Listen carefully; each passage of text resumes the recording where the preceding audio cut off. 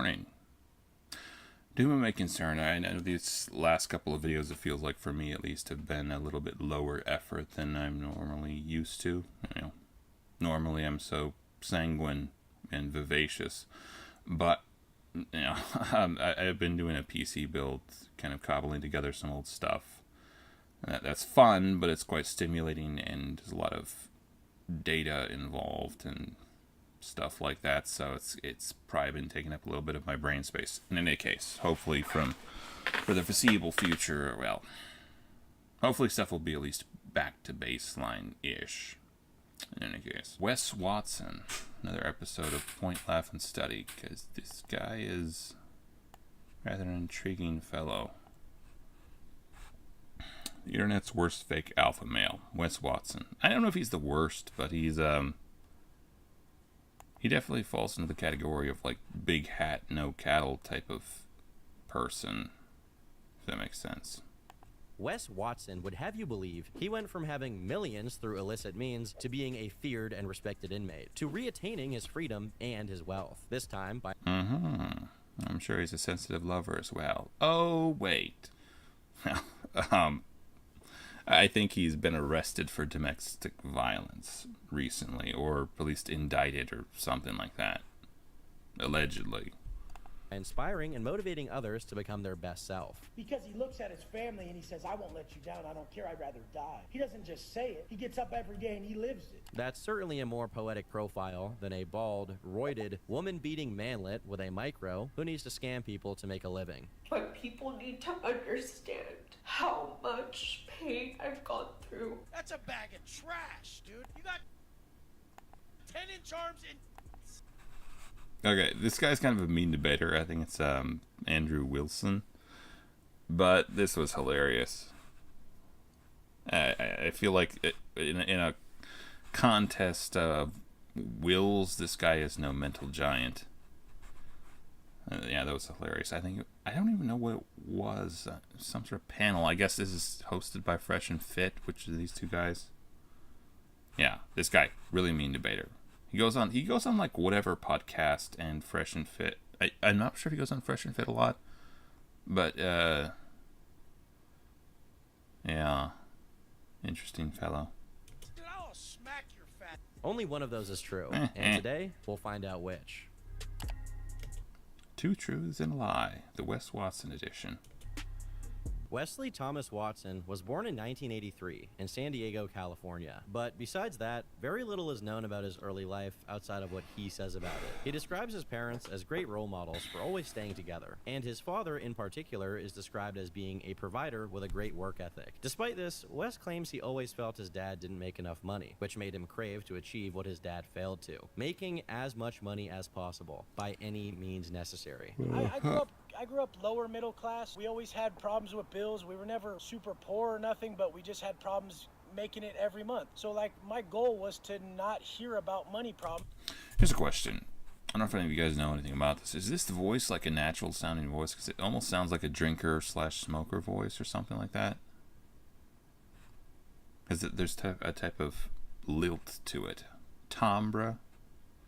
It sounds pretentious, but it sounds like there's kind of a timbre to it that's like indicative of some sort of substance abuse. So I started hustling. I should note that this is what Wes claims, but as we'll find out, he can be quite...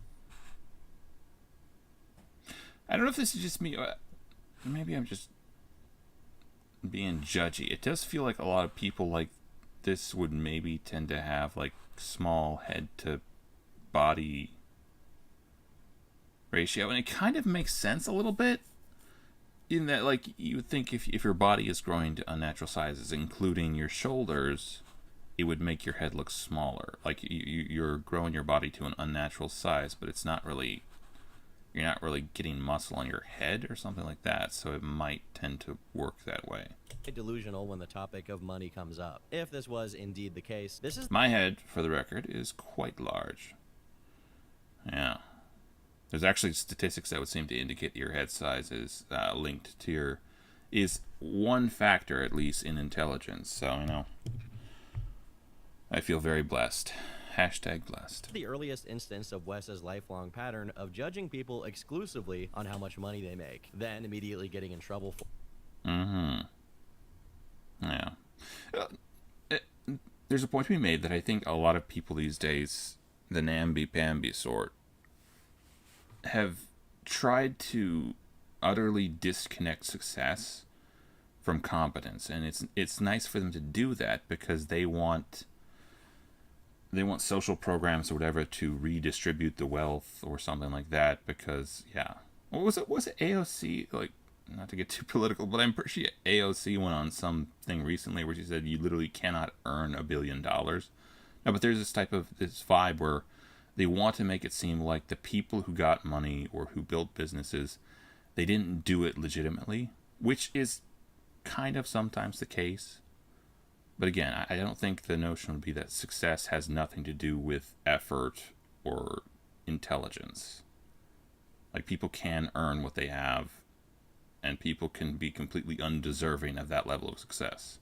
Like, the notion of equity, I believe, is the one that people sometimes tout. Like, equality of outcome, meaning you deserve the end point, you deserve the money, you deserve the whatever, regardless of how much effort you put in. And that is extremely wrong-headed. The Red Scare is back on. For it. Supposedly, because of his family. In my humble estimation, it's wrong-headed. Family's financial troubles, he began hustling when he was just 11 years old. And by hustling, I mean the criminal kind. How did you make money when you were 12 years old? Oh, selling. At 12 years old? Oh, yeah, always. I remember I was in the back of a car going to, like, Mardi Gras in downtown San Diego, and I'm, like, 13, and I got, like, a bunch of... The Devil's Festival. I don't know what the Mardi Gras is, but I don't think it's of the highest moral caliber. That's just me being judgy. I don't know. Certainly don't think you should shut it down legally or something like that. I just don't. I'm just going to judge it. I'm going to judge you silently. Or not. The silent part, that is. Pre-bagged sacks on me. Like I just want to point out, this dude, I'm pretty sure... Is that literally just a picture of him on his phone? It's what it looks like. I feel like if you use yourself as your screensaver... Yeah. Sunglasses is a side profile thing, I think, of him on his phone as a screensaver. Wow. He has a delightful perspective on himself. Now, he has a very high view of himself, I imagine. I don't think that's too much to postulate. Drop sack, like a bag full, like 20 grams of... This is quite unusual since entry-level pushers, especially preteen ones, wouldn't be trusted to handle that much volume. It's hard not to be skeptical from the get-go when Wes is describing himself as the middle school El Chapo. What makes it even more dubious is that despite how many times he's disavowed his past life... I was just thinking, this is kind of completely unrelated, but there was, I think I was watching Brittany Venti, who I believe is technically black. I think your initial look would be, well, okay, the hair kind of does give it away, but I think your initial idea would be something along the lines of Asian or something like that. No, but the other day she was looking at one of Pearl Davis, who would also be character in this Red Pill space. And I was thinking, like, that Pearl Davis was describing that she had never done hard drugs.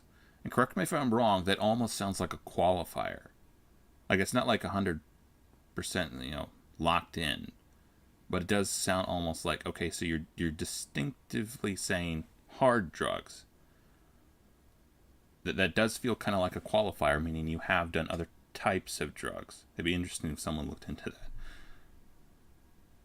I think most people would just say, "Oh yeah, I don't do drugs," or "Yeah, I've done drugs," or something like that. They wouldn't specify hard drugs in my mind. It just feels a little bit goofy.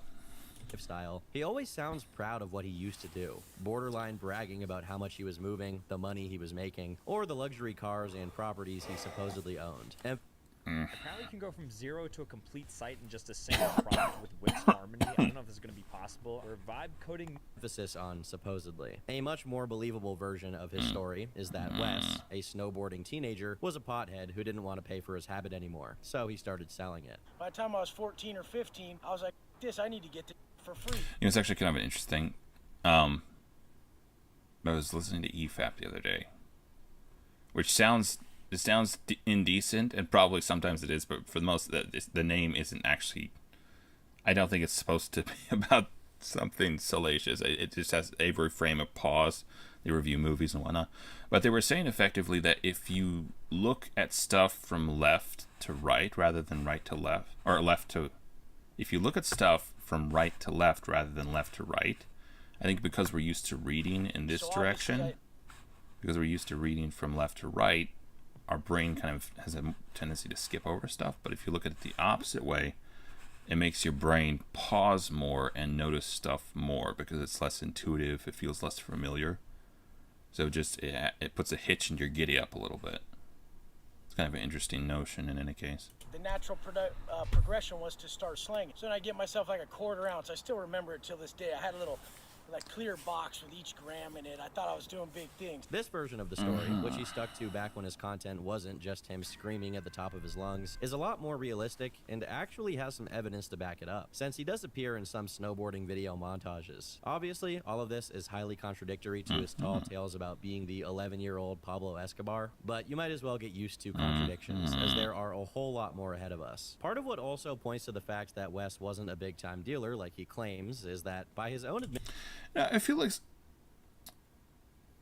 I don't know if I would brag about running drugs. I guess maybe if your past is drug running or something like that, you would want to be successful at it, or purport to be successful about it. But there are certain types of criminal activities that are, respectable in the eyes of people. Like a person could respect someone who had killed a man. But as far as respecting someone who raped someone, not really. There's criminal activity that's like very ignoble in the eyes of people. It's not just illegal. It is in fact something that we despise or look down upon anyone who does that type of thing.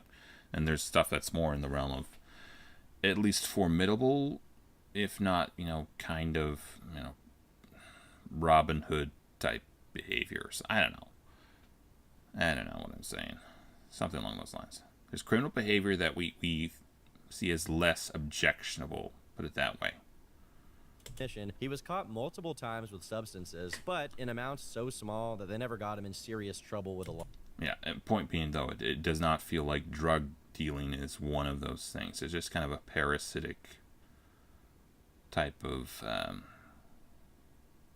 thing. At least in my mind. I don't see it as being anything that you would want to be proud of, or even something like that. What did get him the sizable prison sentence that he built his entire career as an influencer off of was an incident that took place in late 2009. A man by the name of Ruben Carvajal owed about $5 grand to his plug, Noah Bloom, who had fronted him, meaning Ruben... What's the plug? Like the person who buys, like a loan shark? Is that what he's talking about? ...was supposedly to resell the product he bought to pay him back. Noah also owed money to his... Oh, well.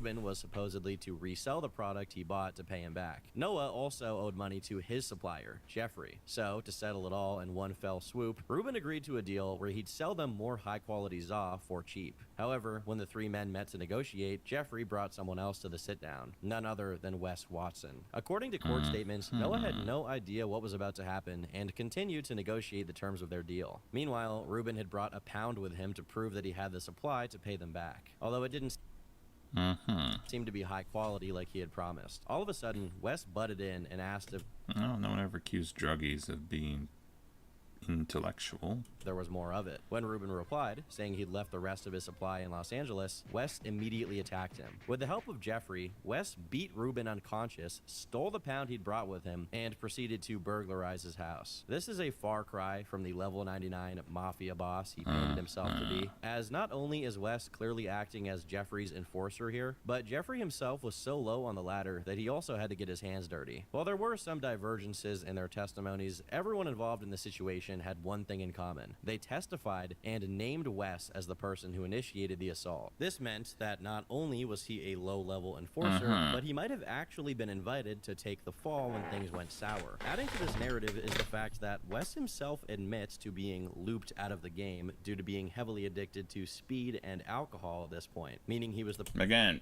no one ever accused addicts of being sensible. perfect mark for it. In his defense, That's kind of cool though. Yeah, like I actually kind of like this thing. I'm assuming this is this skateboards or snowboards? Probably snowboards. Though that looks like something you would attach a wheel thing to. Wes attempted to provide an alibi, claiming he was having dinner with a certain Mr. and Mrs. Miller, with whom he was living with at the time. This alibi was promptly rejected, as the picture he provided as evidence of this showed him with hair, when at the time of the incident, he had shaved his head. Eventually, the Miller couple... Here's maybe a weird issue of contention. I tend to think, like, when you start losing hair, it's almost better just to take it all off, unless you have, like, some completely creepily shaped head. It's probably just better. I think most people would agree. It's just better, like, grow a beard or something and just shave the top off.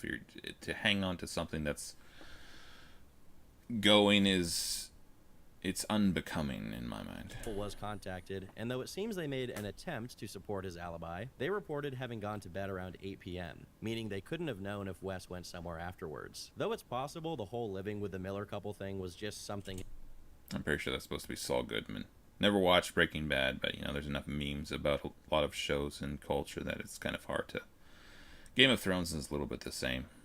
I've actually looked up a lot of the lore from that one. It's very, very intriguing sort of world. His defense came up with to try and alibi him out of the situation. Wes has a history of saying he owned multiple properties and was regularly going to clubs during the time this stuff took place. Why would he have to lie and say he was living out of some random couple's place? And additionally, are they really a random couple? Because he's on the record a bunch talking about living with his grandparents, and it's possible But that wouldn't be cool. their last names aren't In Watson. fact, it would be profoundly uncool. If we're talking about his maternal grandparents. Of course, I'm just speculating here, but it does strike me as odd that he does not seem to have been living with these people during the time the incident went down. According to him, it took 8 months for law enforcement to catch him. And once again, he contradicts himself because 8 months later, he had already been convicted. I'll concede this may just be him misremembering, but in another video where he talks about how his arrest went down, Transform your life and grab your free self-mastery guide. Handbook, I assume. more strange details emerge. For one, he prefaces the story by saying he was living at his girlfriend's house at that point in time, not his own. It's odd how this guy who has multiple houses is never at one of... I feel like anyone who has, like, veins like this, you're looking at them, you're probably like, okay, they're on something. They're definitely on something. Again, it looks like inevitably people on steroids, and I think it might have to do with that fact that they're building their body to unnatural proportions, so their head looks really small, big shoulders. There's also a thing called bulldogging, where I think most of these guys probably tend to work out their upper body the most, because that's, like, you know, the prominent part, but their legs look like whatever, little chicken legs. his own places. Eventually, YouTuber Jesse on Fire, whose wife, Gabrielle, knew Wes's girlfriend from this time period, gave direct contact Looks like a firefighter somehow. Wait, for this. Jesse on fire. Maybe that's what brought it to my mind. Now he does kind of look Whose like wife, what Gabrielle. like the picture the fire poster would have. The picture you would put on a fire poster. We need you. Gabrielle knew Wes's girlfriend from this time period, gave direct context for this. He lived with Gabrielle's friend prior to going to jail. I think it was maybe 18 months to 2 years before he went to jail. So clearly, well after he said he was driving Lamborghini doors and making 80 grand every 10 days. Okay, he didn't have money for rent. He did not pay for bills. Complete tangent. You guys remember suicide doors from back in the day? I think Lamborghini was probably one of the first ones to have something like that. There were somehow, I don't know if it was, what it was, but as a kid, you were just like, oh, those are so cool. Look at those doors. They don't go side to side. They go up and... the ones I'm thinking of are the ones that go up and down. So I think they're actually...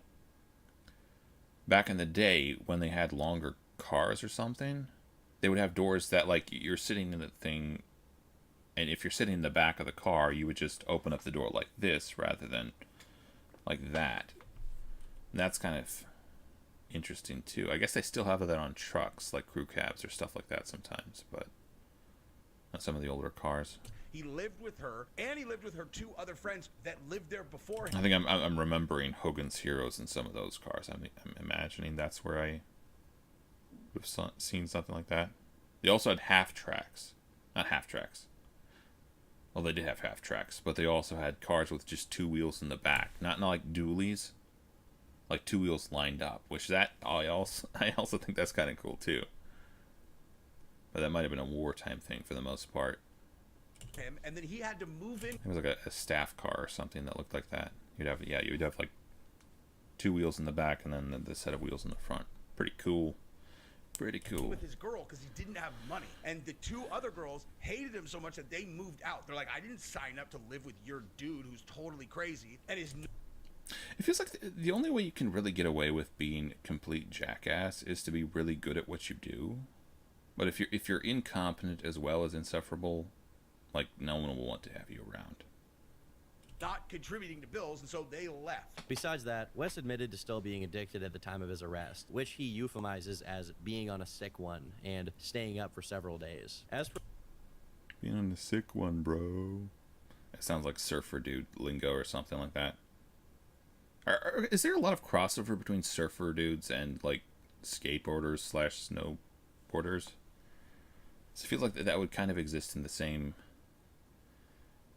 It has a lot of the same vibes to it, I think, as far as the personas involved. For the actual arrest, which supposedly happened right as he left the gym, he claims that a U.S. Marshal with an AR trained on him suddenly approached him, which I'm safely assuming is more embellishment. Once he realized... Yeah. I could easily believe that in any case. What was happening, Wes recalls thinking that this was something related to a probation violation. But based on the available court documents about this case, none of his charges had anything to do with probation. Beyond these questionable pieces of information, we also have the matter of how much time he actually spent in prison. While he constantly channels Phil Leotardo and takes every opportunity to brag about having done 10 years in the can, it's a matter of public record that he was sentenced to 9 years, not 10. But maybe he meant 10 years if you include the time he spent in jail, which wouldn't be included in his formal prison sentence. And maybe there's a little rounding up involved. Well, even fact... What type of shoes did they give you in prison? I just saw Crocs there. I don't like Crocs, and this probably stems back to the notion that at one time, I think at a kind of track day at our school, I'd worn Crocs, and I got a terrible blister on one of my feet, so I kind of now hate them with a burning passion. But, you know, I suppose they have their place. I just don't like them. Don't like him. During that his own Facebook page reveals that, by June 2019, he was already free and working with multiple clients as a fitness coach and personal trainer. Now, I'm no mathematician. Just look at that. This pic doesn't even begin to tell the story. Left. 220. And working with multiple clients as a fitness coach and personal trainer. Now, I'm no mathematician, but I think mid-2010 to mid-2019 makes for 9 years, and that's being as generous as possible. In his video with his mom, they both talk about it taking a year and a half. She seems like she's kind of ripped too or something. I don't know, maybe that's just fat or whatever in the back there, but... to 2 years until he had set up his business. And clearly, by mid-2019, he had set it up, which would place his release at early 2018 at the latest. In his video about his paperwork, a topic I'll touch back on... This looks like it's unnaturally flushed. Maybe that's just a trick of the light. You have arm that looks one way, chest... Maybe even face a little bit looks another way. Later, he shows his file, and although I'm thankfully not familiar with this kind of documentation, it does look a lot like right at the top of his file, you can see the words type A release date, and underneath it, a date for July 2018. If that date represents when he was slated to be released, and assuming he got arrested somewhere between November 2009, when he committed the assault, and July 2010, when he was convicted, this means that even if you count potential jail time along with his prison sentence, he was locked up for 8 years at the absolute most. Now, the point of investigating this detail isn't as if him having done 8 years is somehow insignificant compared to him doing 10 years, but it is worth considering that the very foundation of his online identity may rest on lies and deception, since the very moment he began posting. But to make a long story short, he was arrested and stayed inside for the better part of a decade, during which he struggled for years to stop abusing and selling substances. When he finally managed to get those issues under control, he claims he began devoting himself to fitness almost obsessively, as a way to control the... What the... Is it like a all I do is win, win, win? SWWD. What? Wade Watson. Okay, I get it. Never mind. What's the SD stand for? The very little he still had power over while in prison. Besides his substance abuse, there was one major problem that Wes knew he had to get a grip on: his gooning addiction. It's worse for your health than any substance you can think of. But fortunately, we at Turkey Tom Enterprises have come up with a surefire solution: the Stop Gooning Hat. The Stop Gooning Hat is back on turkeytom.shop, the latest and greatest in being a Equal weights due to them being frequently taken away from the inmates. Along with learning about fitness, Wes began reading quote books, literally just books compiling. That feels like abnormally lazy. Like, I'm not saying famous quotations are bad to look, but I think most people who are trying to be like a pseudo-intellectual would look up more than quotes. And admittedly, I have looked up quotes. You know, because maybe I'm not one to judge. Everyone wants to sound witty, right? Proverbial wisdom and quotes from a yeah, it does feel like you would want to just say, yeah, I read books by so and so. Variety of people. As unusual as that may sound, this is one of the claims that I find believable, given his propensity. Again, maybe it's just because I've done the same thing. I guess I don't see this being terrible, but again, it feels like if you were gonna like tout something as, oh yeah, I did this thing, you wouldn't say like, oh, I looked up a quote from so and so in a quote book the other day. It's not exactly the most inspiring thing. To just sporadically rattle off random quotes in his videos and expound on their meaning while relating them to his experience. It's actually quite fitting for him to be unable to read actual full books and only short excerpts. And if you think otherwise, here's Wes detailing one of his it's like the shorts of book reading. Brilliant experiences with literature. Like YouTube shorts or TikToks. All I did was read the Bible cover to cover like 5 times. I really thought, this is crazy, this might piss some people off, but this is the reality of what it is. I thought the Bible was just so confusing that that's what its purpose was. To just, when you're going through hard times, to just read the most confusing thing in the world to where it just literally distracted you from all your pain. On the other hand, some aspects of his prison experience. I'll agree parts of it are confusing, but you know, parts of it seem pretty straightforward. The genealogies are really boring, at least to me, but you know, I suppose that it's important that they are in there. They're just not fun to read. Have been chronically doubted over the years. It's not worth it to get into the details of it, but over hundreds of videos, Wes talks about taking part in prison riots, running hardcore yards, and putting in work, which could mean anything from carrying some drugs for the gang. It's kind of weird that, well, I guess I don't know if it's weird, it's just kind of strange that I think at one point they would have taught people their genealogies a lot more than they do these days.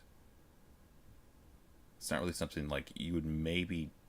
Like, I don't even know if I know my great-grandparents' names. I know all my grandparents' names, but that's about it.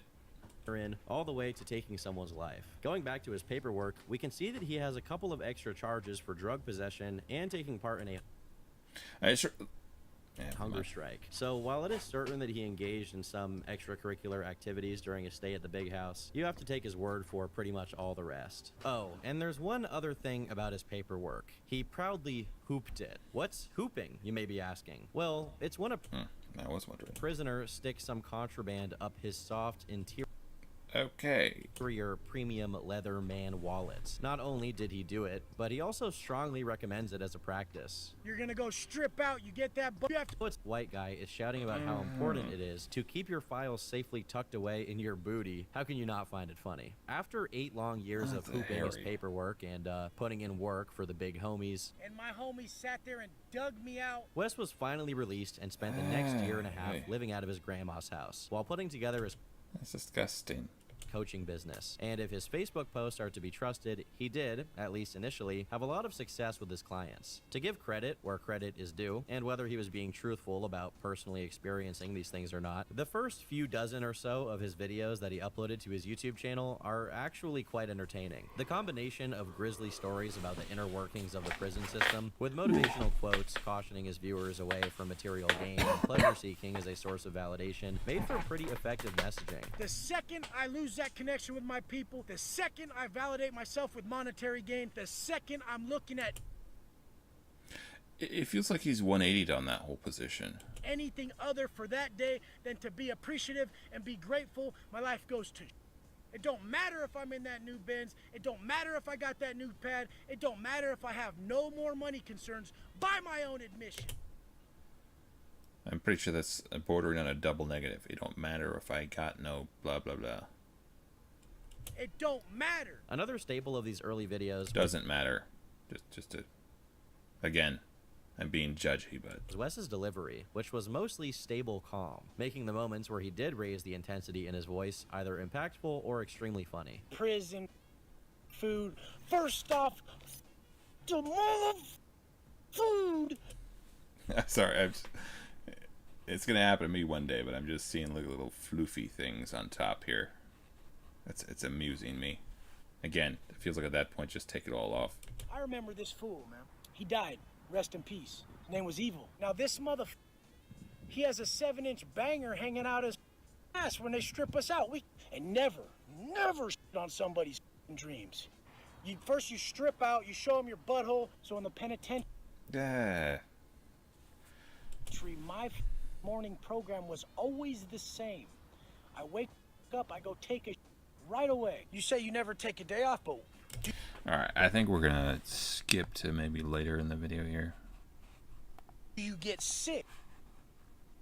Alright. John Bravo, who was already covering the situation regarding Jeff Nippard, started giving some attention to Wes after he weighed in. And this is a good time to mention that the majority of the following events were documented and researched by John, who has relentlessly documented Wes ever since with great success. That guy's a interesting fellow. Have I watched any of his videos? I was halfway thinking I'd watched or I'd done some videos on Wes Watson before. I don't know if I have or not. Yeah. The only criteria I have of John is that he sometimes says Sharmuta, which I'm pretty sure is just whatever. Sounds vaguely salacious, which I think is kind of what he's going for, given that I'm pretty sure at the end of his videos it's like an advertisement for some sort of marital aid product, I believe. But yeah, he does good research on all that stuff. I think he mostly covers like bodybuilding stuff. I think he's covering clavicular as well. And the what's the dude, the Israeli mafia guy, purported Israeli mafia guy or something Azula. Unsurprisingly, Wes wasn't able to handle the scrutiny and privated his Instagram account, in keeping with his incessant desire to That's where you're wrong, my boy. You've fallen right into my trap. Clearly playing the long con. Playing 5D checkers. go back behind bars. He personally messaged John Bravo to invite him to go fight him at his gym, only to block. Yeah. What would that prove? The whole notion is like, okay, so like if your beef with someone is primarily like a moral/intellectual concern, I don't think beyond showing a level of conviction for your beliefs, which would maybe apply in like moral scenarios, but beyond that, it's not gonna prove that you're right. So it's kind of a moot point as to whether you could beat up the other guy. Block him immediately before John could even respond. Later on, it became clear that this was a pattern for Wes, who had already gotten into an altercation with a personal trainer in that gym in the past, and continued to try and fight people there in the future. Interestingly enough, this is what the personal trainer had to say about his altercation with Wes. He disrespected my client in the middle of the gym, so we had words, and as a man, I challenged him to go outside and settle it, and he refused. Other words were exchanged, some derogatory comments. I was then called into management, and AKA Wes Watson is a snitch, and went to the management and cried about it. Then after Aww. Poor widow guy. that, I was told that I was no longer allowed to be at my place of business. It didn't take long for the crew of miscreants that Wes Like a glass cannon, that's what comes to mind. surrounded himself with to start targeting John as well, threatening to put him in the hospital and the whole nine. Now again, there was that, I think I said something in my previous video, there's this notion that, like, you can tell a barbarian because he laughs when he makes you cry. Or he laughs when he causes you pain, and he screams when you... No, never mind. Forget it. Don't press charges when you get up or whatever it is. You know, don't press charges on me when you got to go to the hospital and you got them bills to pay because you chose to mouth off and get them up with me. Don't press charges. That's the only thing I got to say. But when you take the L, which I know you will, whoever haters want to say... Is this supposed to be some sort of tanning thing, or is it just like an infrared treatment type thing? But don't press charges. That's the biggest thing. I like how it's a mantra for these guys to beg for people not to press charges on them. It's like they can't accept that in the real world, assaulting people for being mean to you is a crime. Honestly, there should be some way for this kind of institutional... I don't know if I agree with him on that. It does feel like there is kind of like, okay, if you're in this kind of sphere, you take care of your own business, and snitching is kind of a, panty waist way of going about stuff. Like, I guess I don't know. I do tend to think, like, especially if you're not in this sphere, if you're not like really a fighter or something like that, or if there's something happen that's completely unprovoked and someone gets really hurt, I would say that's different. But I think with regards to people like this, or maybe just, I don't know. It just feels like with regards to some people, they would probably prefer not to take it to the police. It just kind of makes them... It's against the bro code. Looney to opt into going back to prison because they clearly miss it. I did 20 years. Another piece of evidence pointing to this is that, corroborating what Morgan alluded to, when John spoke to Valerie, she claimed Wes had her help him do... Sweet glory. Woman, take the tattoos off if you can. It's just strange. Which, in late November 2024, Charlie dropped yet another video on Wes that got well over 2 million views. And like clockwork, Wes continued to post Instagram stories. Hey, this is Charlie. This guy's a big stupid poopy face. No. Oh, dear. That guy is like the human equivalent of cold oatmeal. I don't know. He's talking. It just feel like he's this strange sort of fellow, kind of I don't know how to describe it. Charlie, that is. He's just kind of a base level sort of guy. I don't know if I've ever seen his temper rise much above like petulance or something like that. Mildly annoyed. That's not to say I don't think he ever could, but maybe it's just something he also puts on for his channel or something like that. About how little... Hey, the guy is like 20, or like, I don't know if it's about 20 at this point, like 17 million subscribers, so apparently people like him enough for that. Being gadooshed affected him, only to shut down his Instagram, filter his YouTube comments, and stay mostly radio silent in response. For all of the talk... He gets a little bit flowery with his metaphors, just warning you, though. Talk about how the only people who hated him were nerds who were jealous of what a jacked stud he was. His following had now shrunk down to a small patch of sycophants, while pretty much anyone with a... Yeah. That's the phrase, a spoonful of curiosity brings the whole tower down. No. It does feel like... yeah. I don't know if your whole reputation requires only like a touch of scientific methodology, or just a little bit of investigation, a little bit of inquisitivity to bring it all crashing down, then it probably wasn't much to start with. Pulse realized how much of a joke he and his content had become. Literally millions of people tuning in exclusively to see him make a fool of himself. Yet, in his little world, he was being persecuted by a small group of Reddit gamers. What's the phrase they use? A small group of... a small but loud minority or something? I don't know. small but vocal minority. Find me one of these gamers. Just find me one where their gaming avatar looks anything like them. I bet their gaming avatar looks more like a superhero. The man's I'm pretty sure my gaming profile on Steam looks like a fox. So, you know, can't judge, but that's yeah. ability to read the room. I don't really do a lot of online gaming. It's not really my thing, as a general rule. Because people are, you know, went the way of his they're hairline. people. Long gone, never to be seen ever again. Now, if we were no, I feel like online gaming isn't really my speed in general. talking about literally anyone else, right now would be an organic stopping point, as Wes had locked himself into this cycle of publicly humiliating himself until his inevitable bankruptcy due to his scam not bringing in enough to afford his rent. However, we're not talking about anyone else. We're talking about career criminal Wes Watson. Before the year could end, news came out that after repeatedly doxing the gym he goes to and inviting people to fight him there every single day, his wishes finally came true. On Christmas, the actual day the Lord was born, Wes was posting online about how much he didn't care about what people said about him. A lot of you guys are positive, normal people, so you never go on a website like Reddit. Only. Does he get into the... This is where he just beats up a guy. All right, take two.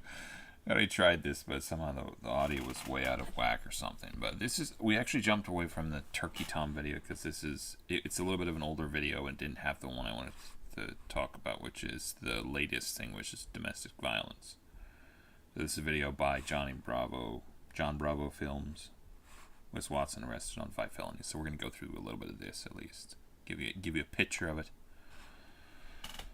All right, 1 and a 2, and away we go. The cherry on top, down a woman. So they put on... Which is what all strong men do.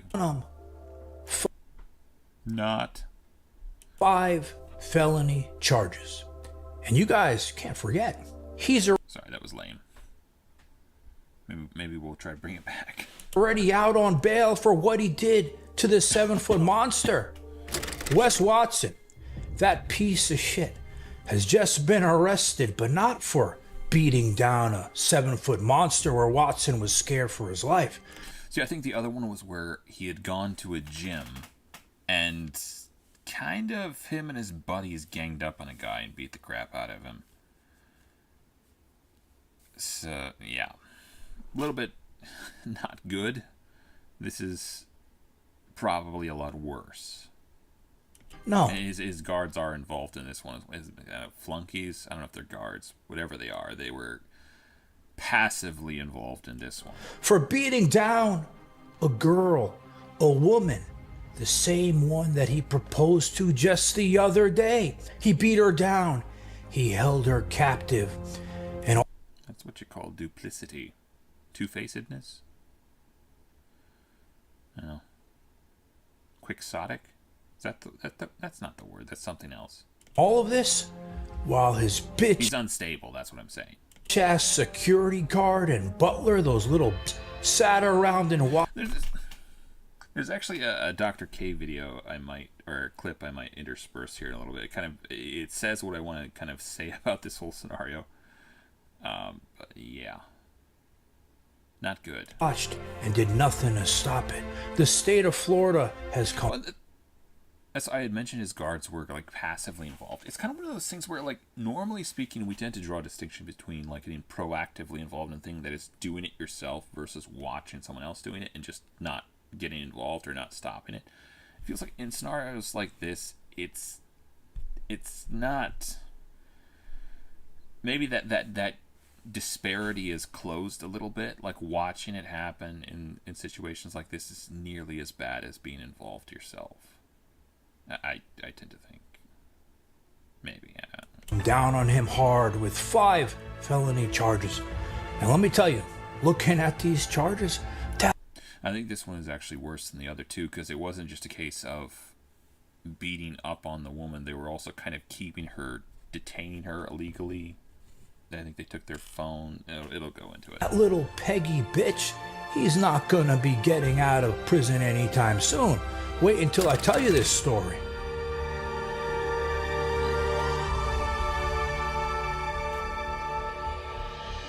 So you guys remember just the other day, I showed you Peggy putting a ring on this girl like an asshole, only knowing the girl for only a month, right? Well, that same... Okay, that's weird. I'd seen this before. Look at the way Like he's an asshole, presenting it. only knowing... He's presenting the ring to the camera. The box is kind of blocking her view. He's like, it feels like this whole scenario is made for film. It's made to be filmed. That's the ring is facing the... knowing the girl It smacks of inauthenticity. for only a month, right? Well, that same girl that he... Like, it feels like in any normal situation, you would turn the box around and present it to the woman. got down on his knees and put the ring on is the same girl just a couple days later may be the one to put Peggy in prison for a really long time when I tell you this story. Now, before I tell this story, I want to say, you know, Danny, a fellow journalist, right? I'm going to put the link to her video in the comments because she's the one who broke this story. Days prior to Peggy... She's a woman and a journalist. Can she really have it all? Peggy getting arrested, right? I don't really know the lady who broke it, but, you know, kudos for her. Kudos on her? That doesn't sound right.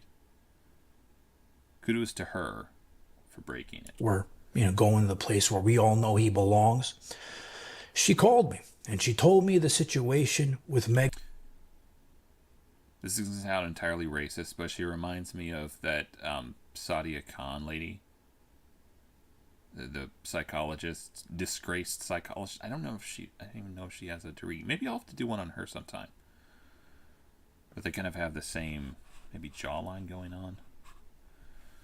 Again, she did such a great job in digging and finding out information. And she told me everything that was going to end up happening as a result of what he did to her. And everything that she stated in her video, I can confirm is true because I saw photos, video. And I'm assuming like this stuff is like pretty solid.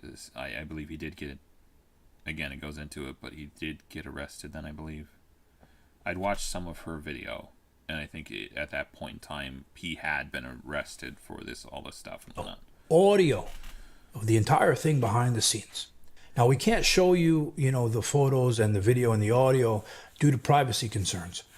But now, let me tell you the story of what happened that night. So just a few nights ago, after he proposed to her, Megan and Peggy, they had an argument. There's nothing against him, but the first time I saw him, I literally was not sure if this was some sort of AI. Like, just the way his face, like the expression, the voice, I was like, like, is this real? Is this guy real? I think it is real. Oh, Israel. Sorry, I think it is like a real guy. It's just his face looks kind of cookie cutter something or other. Megan decided He looks like the character from a children's animation movie, like generic hero thingy. To go out to a basketball game. She posted a photo, a little video clip of herself on her social media of her out at the game. Wes saw it and he freaked out because in the video she's showing, you know, her boobs, and Wes is the one who paid for her implant surgery. So when he... It's one of those things where, like, if the reaction was proportionate to the, you know, behavior, like, if you... It could be okay. Like, if you're just like, I'd prefer you not go out like that or something like that, you know. It's the degree or the extremity, or if he asked her nicely, maybe she wouldn't. But the way he reacted is what makes it so, like, yeah. Saw it. He dastardly. Calls her up and he goes, listen, you bitch, how dare you go out to a basketball game and show off those tits like a sharmuta. In the meantime, I paid for them and you're going to show that. Just FYI, I'm pretty sure sharmuta is just another word for the B slur. I'm thinking, I don't know if it's of Middle Eastern extraction. Might be Israeli. Not for sure. That shit off to another man.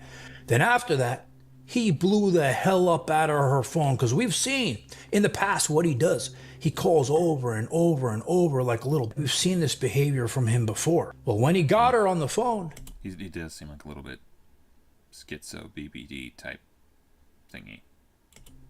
he screamed on the top of his lungs and he says, "You little bitch, you better get your ass home or I'm coming after you. I'm coming after your family. And not only that, I'm going to cut off those tits on you that Wow. I put on." And let me tell you, I heard and I saw this scene. Okay? So when I'm telling you this is true. There's like an actual, I'm assuming there's an audio somewhere or something like that. That's yeah. Again, like I don't think it's like completely out of the question that a man might not want his, or might have ideas about what his wife should or shouldn't wear, or vice versa for that matter. But it's the manner and the intensity of the reaction that's rather unfortunate. It's 100% true. Calling her nonstop, threatening her to get her ass over there, and if she didn't, there was going to be a fucking problem. He also threatened other members of her family, saying that they were also going to be done for. He was saying things like he was going to cut her tits off of her body since he decided to pay for them. So Megan, she gets home. I wish she hadn't gone back to Peggy's house that night, because it's actually kind of a weird scenario. It's like that. You know the Merchant of Venice, like the pound of flesh type thing? It's kind of like that. I'm going to guess there would certainly be like some sort of legal protection where, like, you know, that doesn't work that way. There's things I think that with regards to like with contracts, you know, all those things you just scroll through and sign or say I accept the terms and conditions. I'm pretty sure there's some sort of law that says they can't just stick anything in there. I'm assuming if it's like unreasonable or extreme, like any type of condition, because you could just like, oh, do you sign away your, you know, heritage and house and everything to us, because no one reads it, and then they just like click accept terms and conditions. They could do all sorts of stuff with that. Point being, I think if there's any sort of like weird, unexpected and or irregular extreme conditions in there, it's not binding in a court of law, I believe. I'm assuming something similar with. Never mind. Could have avoided this whole situation, but if you think about it, we all know in the end, this shit could have happened when you're dealing with Wes Watson. Point being, I don't think Wes Watson legally owns his wife's bosom. So she gets home, and they continue their argument. Peggy gets really pissed off. He's trying to steal that ring back, which he ended up getting charged for, right? And they end up in a fight. He beats her down. She tries to run outside. He's trying to pull her. He hits her, right? A bunch of times. All of this whole scene, this whole chaos scene is going on while his bitch-ass butler, Jose, and his security guard are sitting and watching. Now, what I've been thinking is, when the cops got there, was there security cameras where they saw this entire scene in order to hit him with 5 felonies, which I'm going to go over with you. Might be. If they didn't have time to delete the files. Guys here in a moment. When she got there, the fight obviously got worse, and he decided to hold her hostage, didn't let her leave, and then proceeded to literally beat her ass. Yes, he beat her ass, you guys, in front of Jose and the bodyguard, while Megan was screaming, crying, begging people to help her, begging the people who were around to not good. To step in and help her, and they did absolutely fucking nothing. So eventually she ended up finding a way to leave, which I believe her cousin picked her up outside Peggy's house, took her to the emergency room, and they ended up filing charges against Peggy. Now, I've seen photos, some photos, not all of them, of the injuries on the girl. I saw a cut, a gash in her head. I saw bruising on her right cheek. And I know that she has a black eye now. I didn't see any of the body injuries, but I saw her face. Yeah. Anyways, that's Wes Watson. What a way to end it. Check out the rest of this. I probably watched too much of this, but you can check out the rest of this video and the one by Tom. There's a part of me, I kind of find it hard not to want people to do well, but this one would take an inordinate amount of work. Yeah. Anyways, thanks for watching. Bye. So if you're in a relationship that you feel like you should leave and you can't get out of, there's a really good chance that what's going on is the person behaves perfectly 50% of the time. And the other 50% of the time can be pretty awful. And so what happens is we fall into this, we lull ourselves into hoping one day that this person will, because you can see all the good. You can see them be so perfect. And you get so attached to that. And you hold off hope, waiting that one day this person will grow and the bad 50% will disappear. Very well said. I can fix her. I can fix him. Oh, ho, ho. Engages so much of our goodness, our kindness, our compassion. And sometimes once in a blue moon, it does work. And for a lot of people, they stay in this relationship because they don't realize this is what's going on. But generally speaking, the healthier you are, the more confident you are, the more you will stop putting up with this shit. And oftentimes, if you're the person who's 100% perfect 50% of the time, the main thing that you need to focus on is you can't make up for mistakes. One of the most bizarrely toxic things that we learn to believe is that I can make up for my mistakes. You may think to yourself, but Dr. K, what do you mean? Isn't it good to make up for your mistakes? No. Because if you can make up for your mistakes, what are you allowed to do? Make mistakes. I can make it up. See, I once had a professor who said that you can use your grade on the final exam as your grade in the course. So we've got 3 major tests and then we've got a final. The final covers all the material over the whole course. Right? So if you know everything for the final exam, that means you've learned everything that the course should have. If you get an A+ on the final and you have Fs on everything else, I don't give a fuck. I'll give you an A+. It's an interesting thing. I looked at, a website aggregator that rates professors. This professor tended to give lower grades than others who taught the same course. Because when we as human beings learn that we can make up for our mistakes, there's no incentive to not make a mistake.